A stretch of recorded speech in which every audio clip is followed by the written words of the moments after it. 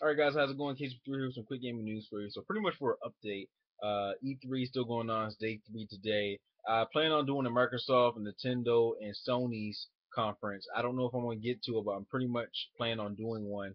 Uh, I was main 3 and just give my thoughts about it. But E3 overall, if I just for a recap, if I don't do it, it's pretty good. Everything from Sony, Microsoft, they were a very great conference. Sony had a lot of great bombs out there. Microsoft had, I think, a little bit more content than Sony, but like I said, Sony had more bombs. Nintendo, it was kind of decent in a way, depending on how you see it. Many people didn't really, it started off strong, but then in the end, middle and the end, it didn't really had that great big focus of games that they were. I don't know. It didn't really, it was good, but it could have been better. That's just pretty much how they simply put it in. I may do a video talk about my impressions, my opinions on that alone. And yeah, Ubisoft. I didn't see Ubisoft. I heard they had some good stuff. EA. Surprisingly, they had some good stuff as well. Bethesda definitely, I think, is like probably out of all the companies, probably the first or second best conference like overall throughout the whole thing. And Fallout 4 for the win. So let's go on to some gaming news. Pretty much for you that I have. It was confirmed that Tony Hawk Pro Skater 5 for the Xbox One and PS4 release date was announced. It was announced on Tuesday, September. It will come out September 29th. Activision announced on Xbox One and PS4. Xbox 360 and PS4 version of the game will be missing some features and will be released sometime later throughout the year. I actually seen a video of this. Tony Hawk was actually giving him some actually giving out some more detail. They were showing some gameplay of it. Pretty much talking about how he had a very big help into making the game and how this game is going to have a lot more a lot more interesting music, I guess you could say, like because it had like a lot of blend of punk, metal, some modern day rock.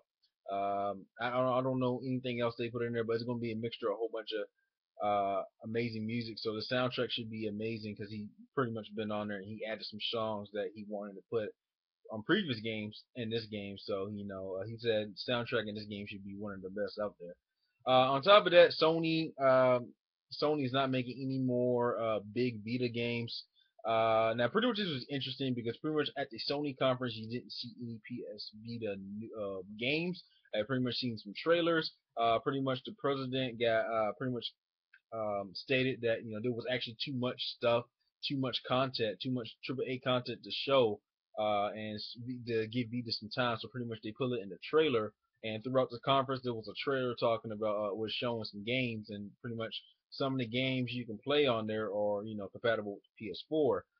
He also confirmed that there are going to be some PS4 games like the New World of Final Fantasy, and games like Super Time Force is coming to the Vita as well. And yeah, it seems like at this point the Vita is officially sort of kind of dead. You don't see any commercials for it. You don't even see the marketing for it anymore. And pretty much, Sony, the Vita definitely had some games, but didn't really have a general game, the general library for everybody. I think it has more Japanese games than it had more Western games, if I'm not mistaken.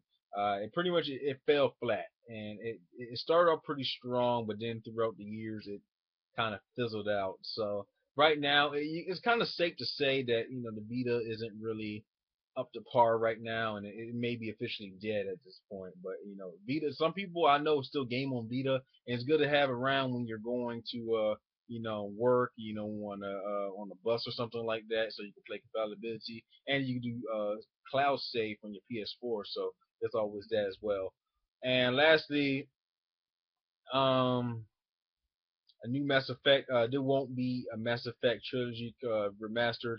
So pretty much, EA pretty much confirmed that there's going to be Mass Effect 4 games coming out next year, and many people were assuming that it's going to be a remastered trilogy collection coming out for this gen for PS4, Xbox One, and PC. That's not the case. Pretty much right now it's on. You can get the remastered, well, not the remastered trilogy for about 20 25 bucks, I believe, on the PS3 and the 360 and the PC, I believe as well. It seems like EA, they're not going backward. They want to go forward and making the next Mass Effect 4 game. And Mass Effect is one of those series out there that I didn't get a chance to play. Heard a lot about it. One of these days, I want to, get the trilogy and pretty much experience for myself. And yeah, so pretty much the new Mass Effect games coming out next year, and EA announced that they're not doing a remastered trilogy for the PS4, Xbox One, and the PC. That's about it. Like, comment, subscribe. Let me know what you think about this gaming news. KZ3. Thanks for watching. See you guys later in my next gaming news videos. Have a wonderful day, everybody.